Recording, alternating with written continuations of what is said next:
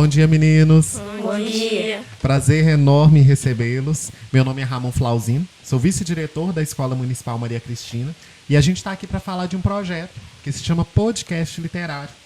Ao longo desse mês, vocês leram um livro muito interessante que se chama Diário de Anne Frank. Esse projeto ele visa resgatar o prazer da leitura e o direito da leitura, porque através da leitura a gente aprende muita coisa, não é verdade? Sim. Queria que cada um se apresentasse. Caleb? Meu nome é Caleb, é de Souza Moreira, eu tenho 10 anos. Manuela? Meu nome é Manuela Monteiro Neves, eu tenho 10 anos. Vitor? Pedro? Meu nome é Pedro Daniel Quintão, eu tenho 10 anos. Elias? Eu me chamo Elias Caires Ataíde e tenho 10 anos. Meninas, essa obra é uma obra fantástica. Por que fantástica? Ela é de vários tempos atrás, período da Segunda Guerra Mundial. E durante essa obra, no período exato dessa obra, várias pessoas estavam em guerra. O mundo estava em guerra. E essa menina recebeu um diário de presente. E ao receber esse diário, ela viu esse diário mais do que um presente, mas como uma oportunidade de registrar nele tudo aquilo que acontecia na sua vida. Então, mesmo com 13 anos de idade, ela teve a sabedoria de perceber com detalhes tudo aquilo que acontecia na sua volta. Ela ficou incomodada, ela ficou inquieta, ela sofreu. E é sobre essa história de vida que a gente vai conversar aqui. Uma história que não foi fácil. Uma história que poderia ter sido a vida de cada um de nós se a gente tivesse nascido naquela época. Então, o que eu peço para vocês é o quê? Que a gente deixe brotar esses sentimentos e que a gente fale do que a obra nos mexeu, porque toda obra ela mexe com a gente. Então, meninos, eu queria ver primeiramente qual tipo de sentimento. Que quando vocês, ao lerem esse diário, ao lerem essa obra, o que ele despertou em cada um de vocês? O que você sentiu, Caleb? Eu senti medo e muita ansiedade, porque eu não sei como ela conseguiu ficar 2 anos presa num quarto que nem conseguimos ficar mais de 2 semanas com pessoas que nós não gostamos. Sim. E também medo de ver minha mãe, meu pai, meus irmãos, minha família toda morrendo no campo de concentração. Ou seja, ela via seus familiares sofrendo, ela via todo esse sofrimento e também estava sofrendo. Você falou que a gente não dava conta de ficar 2 semanas. E ela ficou quanto tempo? 2 anos. 2 anos. Muito tempo. Manu, o que você sentiu? Eu senti um pouco de tristeza e ao mesmo tempo alegria, porque ela conseguiu pelo menos ver a avó dela chegando na casa dela, essa é a parte da alegria. Conseguiu ver os tios dela também antes dela morrer. E tristeza porque eu acho que ninguém aguentaria ficar 2 anos em um lugar só preso e sem poder sair, dormindo com uma pessoa que não gosta e podendo tomar banho só uma vez por semana. Eu acho... Sofrido. Sim, triste. Elias, conta pra mim. Eu senti um pouco de fé dela, por causa que ela achava que também o livro dela ia fazer muito sucesso. Ela ia poder fazer um monte de livros. A fé dela de achar que tudo aquilo iria acabar. A tristeza dela de ver todo mundo morrendo. E também, né, também a sanidade dela, né? Que ficar 2 anos preso com uma pessoa que você não gosta, e ainda mais ouvindo pessoas morrendo, gritos, pedidos de socorros, é muito triste. Ou seja, ela tinha muita tolerância, ela tinha sonhos, ela tinha o desejo de fazer o mundo um lugar melhor e de ser também uma pessoa melhor. E isso é bonito, porque de fato mostra ao ler o diário a gente percebe assim que ela não era indiferente ao que vivia no mundo e que ela percebia que por trás daquela guerra poderia ter um mundo muito melhor. Se aquilo não estivesse, se cada um pudesse respeitar um ao outro, se cada um soubesse acolher um ao outro. E foi de certa forma isso que ela fez. Mesmo com aquele estranho, que durante esse período todo ela teve que dormir ao lado e respeitar e se colocar no lugar. Então a história de Anne, ela acontece num contexto político muito conturbado. A gente aqui não está num contexto em guerra, então a gente precisa se teletransportar para um outro contexto e imaginar. Como é que é viver numa zona de bombardeio?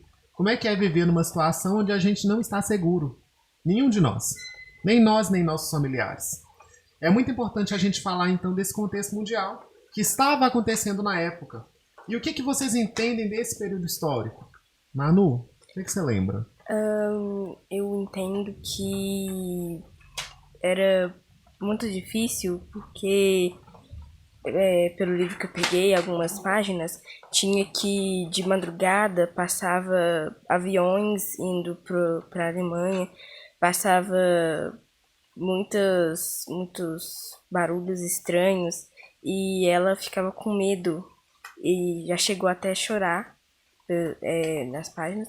E o relato dela também fala que os gritos e pedidos de socorro eram muito tristes e davam dó de ouvir aquilo. Caleb, quais memórias da guerra você tem a partir do livro? O que o livro te fez despertar? Assim, as minhas memórias que eu vi a partir do livro foi que o Hitler Sim. queria criar uma raça melhor e maior do que as outras. Só que isso que eu não acho legal, porque ele queria criar uma raça melhor, sendo que não existia raça melhor. Só existia o ser humano, que era todas as raças. Sim. Depois daquilo que o Hitler fez, que ele deu mais corda pra isso tudo começar, até hoje tem esses negócios de racismo, machismo, essas coisas todas. Aí eu fico muito triste porque também vendo aquelas pessoas morrendo, não podia nem ter como é que fala? A dignidade de morrer só. Tinha que morrer todos os cadáveres todos juntos, dentro de um só buraco, numa só cova. Aí é muito triste. E a gente percebia a antecipação da vida. Porque nesse momento histórico que estava acontecendo a guerra, não era só os adultos que sofriam.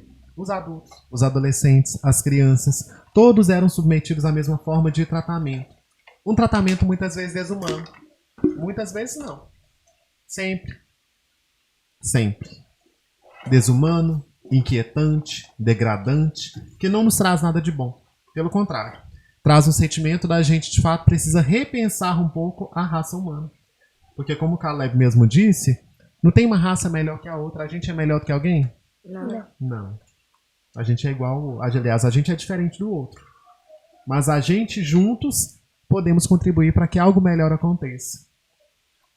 E aí eu trago para vocês um pouco do campo de concentração, que é algo muito característico no período da guerra. E esse campo de concentração, então, todos os judeus eram levados para lá. Era de fato um lugar terrível. Uma parte da história que, embora queiramos esquecer e a gente quer, a gente precisa lembrar. Lembrar e repetir por quê? Justamente para que não aconteça de novo. Ou seja, o campo de concentração aconteceu, várias pessoas ficaram lá, não voltaram, entraram para lá pensando que era um lugar bom, que seria um lugar legal, e que não foi. E vocês chegaram a ler sobre essa parte no livro. O que você lembra, Elias? Eu lembro da fome que eles passavam, a sanidade deles era, muito ruim aquele lugar. Eles passavam fome, tinham várias doenças. Também tinha lugares que, nossa, muito ruim.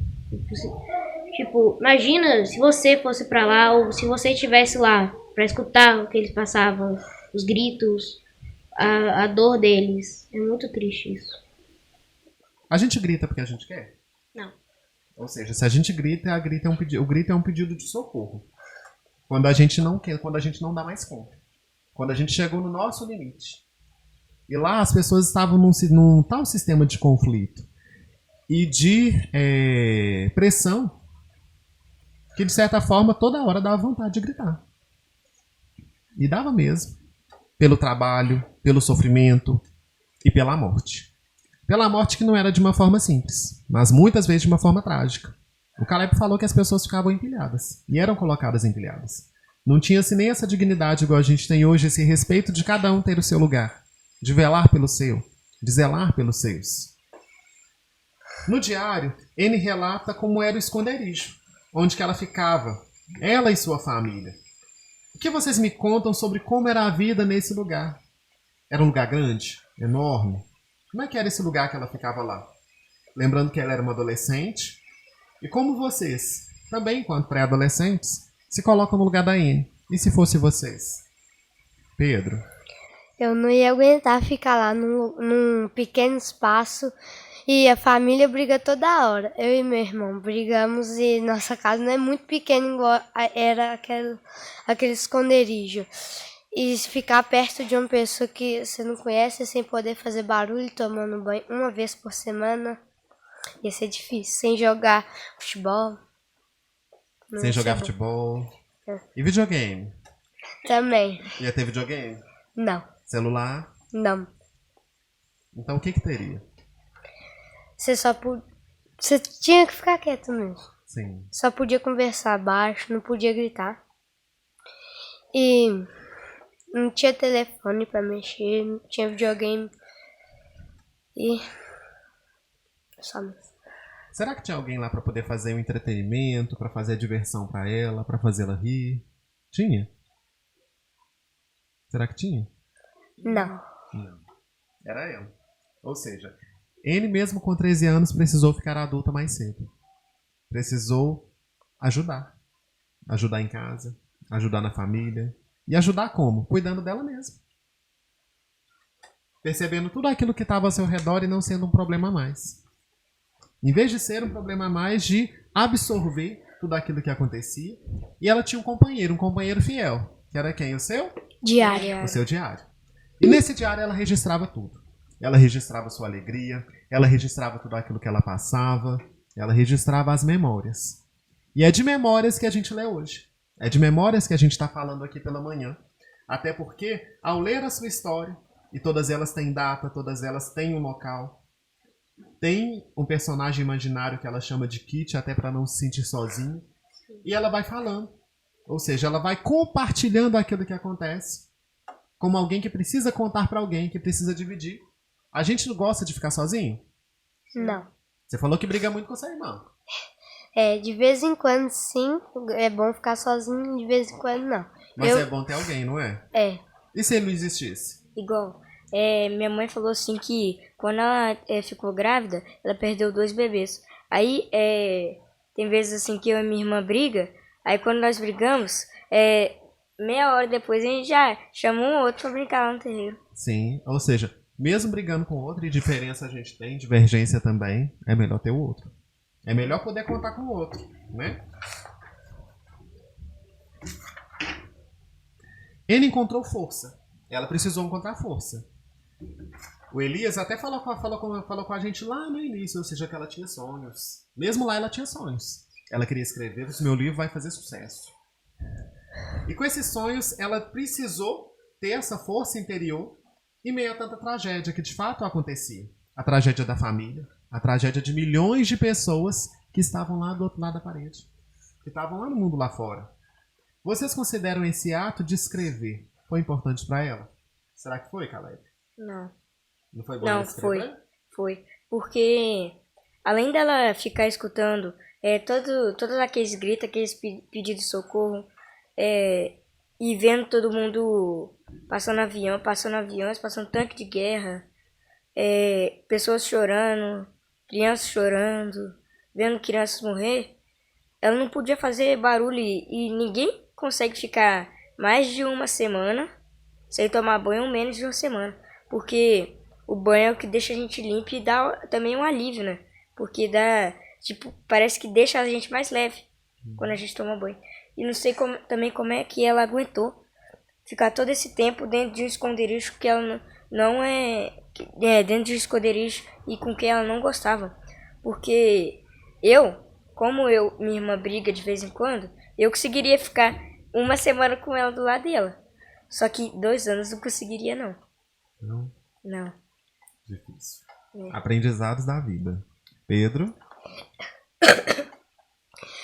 O diário foi útil para ela, a escrita, para ela fingiu que o diário era uma pessoa, uma amiga que ela tinha. Ela deu até um nome pro diário. O diário o nome que ela deu pro diário era Kitty. E se não fosse o diário, acho que ela teria morrido antes. Ou seja, o diário foi um companheiro. Na vida a gente precisa de um companheiro. A gente precisa de alguém que quando a gente tá pra baixo, esse alguém nos dá um ânimo e fala assim, opa, vamos melhorar, vamos seguir, vamos ser uma pessoa melhor. A gente precisa disso. Não é à toa que a gente tá num mundo repleto de pessoas, todas elas diferentes. Diferente da gente, que pensa diferente, que age diferente. E ser diferente não é ruim, pelo contrário. E aí eu preciso voltar no momento triste do livro. Que era um momento que não era alegre. Que era um momento que não era feliz. Que era de fato o Holocausto. O que era o Holocausto? O Holocausto ele foi o assassinato, ele marcou o assassinato de minorias. Minorias não porque eram poucas pessoas, mas porque eram pessoas consideradas inferiores pelos alemães, pelos nazistas. Entre as vítimas, principalmente a gente encontra judeus, como o caso de Anne. Ela era filha de judia, ela era do judeu também. Mas também ciganos, doentes mentais, homossexuais, prisioneiros de guerra, dentre outras pessoas. Trazendo isso para o dia de hoje, vocês acham que o mundo aprendeu com essa tragédia? Ou ainda a gente percebe ainda perseguições, ameaças à vida, ameaças à dignidade da pessoa humana? Será que algum grupo de pessoas ainda permanece dessa forma? Elias. Sim, ainda tem muito disso no mundo. O mundo ainda não aprendeu com isso. Infelizmente ainda existem nazistas, homofóbicos, machistas e todo mundo que faz mal a pessoas que são diferentes delas, entre aspas, diferente, né? Então ainda assim existe essa inferioridade que o povo acha que existe. Isso é muito triste ainda, porque milhões de mulheres morrem por ano. Isso é muito triste. Não só mulheres, homossexuais, todo ano morre muita gente. Então isso é muito triste ainda. Ou seja, a gente liga a televisão e mesmo assim, mesmo tendo passado muitos anos, mesmo se tendo passado muitos exemplos, porque eu acho que o diário ele traz pra gente esse viés do exemplo, né? Ou seja, daquele exemplo que a gente não quer seguir. Daquele exemplo que a gente não quer repetir. E mesmo assim a gente vê pessoas querendo ser melhores do que as outras. A gente vê pessoas matando. A gente percebe pessoas morrendo. Caleb? Eu acho que eles também não aprenderam com isso, porque já que eles não aprenderam, tinha que acontecer alguma coisa pior com eles, porque isso que eles fazem não é legal. Porque eles fazem quase a mesma coisa que faziam antigamente. Porque já tá tendo mais nazista, tá tendo hacker da internet que julga a pessoa pela cor, julga ela porque ela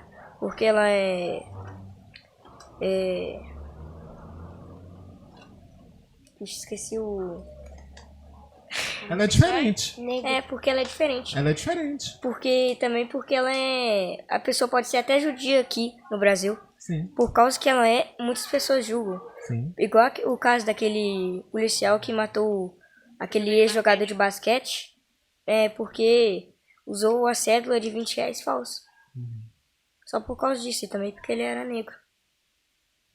Pedro? Infelizmente o mundo não aprendeu com isso. Ainda existem machistas e... Como é que era? Os nazistas na internet e em vários outros lugares. Não só como na internet, mas como na rua, em vários lugares. Elias? Nesse negócio do policial matar o ex-jogador de basquete, tem o caso do policial, ele ser um policial e achar que ele tem superioridade sobre o jogador de basquete. Só por ele ser negro e também por ele ser policial. Ele achar que ele tem mais poder e pode fazer isso. Meninos, vocês são pré-adolescentes. Daqui a pouquinho vocês serão adultos. O que vocês esperam do mundo? Vocês esperam que ele continue assim? Não, eu espero que o mundo dê pelo menos mais uma melhorada, porque de lá pra cá deu uma boa melhorada. Só que desses negócios aí pra frente, ele não tá melhorando não, porque quando eu for adulto, eu nunca na minha vida vou querer fazer isso. Nunca vou querer. Porque isso é triste e também não sei o que dizer, porque as pessoas julgando A outra porque ela tem outra cor, ela gosta de outra pessoa, gosta de outro sexo, por causa disso. Aí eu acho muito triste. Pedro? O mundo, espero que quando eu crescer o mundo tenha dado uma grande melhorada, porque igual tá aqui com o coronavírus, com as pessoas preconceituosas, né? A gente passou, então, durante quase 2 anos, não preso em casa, mas mais restrito, mais limitado. E a gente já percebeu um pouco dessa dificuldade. Só que a gente estava num contexto muito melhor do que ela. A gente tomava banho todo dia, toda hora. A gente comia o que a gente queria. A gente estava, claro, usando máscara. Mas nada se compara ao Holocausto. Nada se compara à câmara de gás. Nada se compara ao sofrimento desumano, humilhante e degradante que todos eles passaram, né? Então, meninos, depois da gente viajar por anos de história, anos de memória, através da N, desse diário, eu queria saber se vocês recomendariam, né? Ou seja, vocês indicariam essa obra para alguém? Manu? Eu indicaria, sim, porque ela, principalmente para historiadores que gostam de estudar mais sobre holocaustos, guerras, eu indico para essas pessoas, assim. E também porque com isso a gente consegue entender mais como era uma guerra e se colocar no lugar do outro também. Pedro, você indicaria também? Indicaria, porque o livro me ensinou que eu não sabia que existia o Diário de Anne Frank, nem a menina. E também ele foi bastante legal ler. E também eu tô falando pra todo mundo já que pra ler o livro, se já conhece a história dela. Então, se foi bom, tudo que é bom pra gente, a gente tem que compartilhar. Então, que bom saber que você já tá compartilhando com alguém. Eu já tô falando assim, leia também. Hoje em dia, muitas pessoas querem só o celular, ou a televisão, ou o videogame. A gente quer aquilo que é fácil. Agora, não que a leitura seja difícil, mas a leitura exige ter prazer, né? Então, que a gente dedique esse momento, né, para essa leitura deleite, para ler Anne Frank, para ler um pouco sobre a história. Uma história que não é uma história inventada, é uma história real. É uma história de sofrimento, mas ao mesmo tempo é uma história de sonhos. É uma história de superação. Pois mesmo ela tendo passado por tudo isso, já pensou se ela não tivesse escrito uma linha?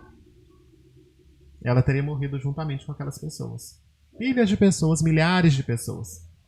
Agora ela continua com a gente. E seus sonhos também. Também no livro, o que eu ia falar, pera. Esse livro me ajudou a saber a história antiga, sobre o que acontecia. E até eu não ler esse livro, eu não sabia quem era Anne Frank. Eu via todo mundo comentando, né? Porque veio à tona um dia desses. Aí eu não sabia, aí isso me ajudou. E é bom ficar sem saber? Por exemplo, a pessoa tá comentando um assunto e você fica sem saber? Você tá por fora do assunto? Não. Ou seja, conhecimento é poder. Através do conhecimento, através da educação, a gente pode mudar o mundo. E não há outro caminho. Pedro? Eu já perguntei quase minha família inteira se elas conhecem a história de Anne Frank. Já? Já. O que eles respondem? Alguns responderam que não e alguns responderam que sim. Minha tia respondeu que sim. Meu pai, eu acho que ele respondeu que não lembro. Entendi. E você, Caleb? Eu indico bastante porque esse diário ensina muita coisa, porque tem ainda gente que faz essas coisas, né? Esse racismo, essas coisas de nazista. Aí eu indico bastante porque se a pessoa quer mudar ou querer, ela pode ler esse diário e pode aprender bastante sobre isso. Ou seja, a gente não é uma caixa fechada, a gente é um sujeito em transformação. A gente pode mudar. E que bom perceber que vocês sempre se referem a vocês, ou seja, a gente. Nem o outro só que tem que ser uma pessoa melhor. A gente também pode. E a gente precisa. Nos pequenos detalhes, nas pequenas ações, nos pequenos gestos. Meninos, como foi bom conversar com vocês. Como foi bom ver o que vocês aprenderam com o livro. Que o livro mexeu com vocês. E que outros livros também mexam. Que outros livros façam vocês se aprenderem, façam vocês crescerem, façam vocês pensarem coisas que vocês não sabiam, que façam vocês aprenderem. Agradeço de forma muito especial à professora Gisele, à professora Ione, à professora Regina, né, idealizadoras do projeto, por terem oportunizado vocês, dado um tempo para que vocês lessem o diário, para que vocês conhecessem essa obra e aprendessem sobre ela. Esse podcast ele ficará armazenado no Instagram da Escola Maria Cristina, @Escola Maria Cristina Oficial, e vocês poderão conferir em breve. Tá bom? Querem se despedir? Sim. Pedro? Vai lançar também no YouTube? Sim, vai ter no YouTube também. Quer se despedir? Quero dar um abraço para todo mundo que está assistindo e deixa o like também. Manu? Pedro? Obrigado por assistir, pessoal. Elias? Obrigado a todo mundo que está assistindo. E eu quero 1% pelo menos, se for, do dinheiro que isso vai dar. Quero pelo menos 1%. Aquele 1%, né? Obrigado, pessoal. Até a próxima.